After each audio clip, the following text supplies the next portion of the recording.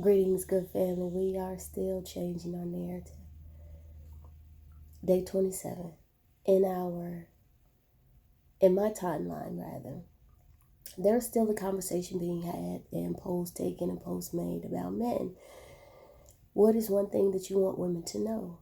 And as I mind my business, scrolling through the comments, one of them is often that pops up all the time is, for women to shut up, to be quiet, to not nag. And for whatever reason, baby, that statement bothers me just a little bit. And you all know that I'm all for silence. Silence is golden. Move in silence. You can get things done by being quiet. But I think about, first of all, I consider the people the people that are saying that they just want women to be quiet and yada yada yada. Oh baby, trust me, I go and I look through their profile pictures and I make my observation through that.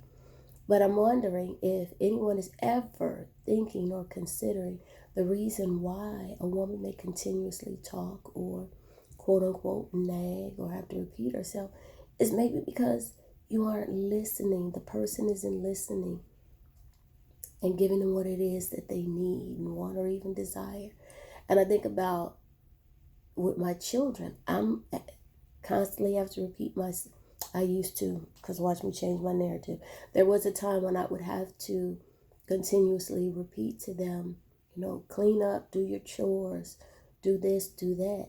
And the only reason why I had to constantly do that or say those things was because they weren't listening, they weren't doing them. And so if we're in situations or relationships or the lovers in our lives or people in our lives just wish that we be quiet and shut up and not nag, maybe it's time for us to stop volunteering in relationships or with people who don't listen to us, right? That makes sense to me because I can't relate to those things, those types of situations, honey, because when I find out that someone that I'm interested in having a relationship is hard of hearing, a little bit hard-headed, don't listen or can't hear me when I speak, I don't continue on with it, baby, because I ain't got time, right?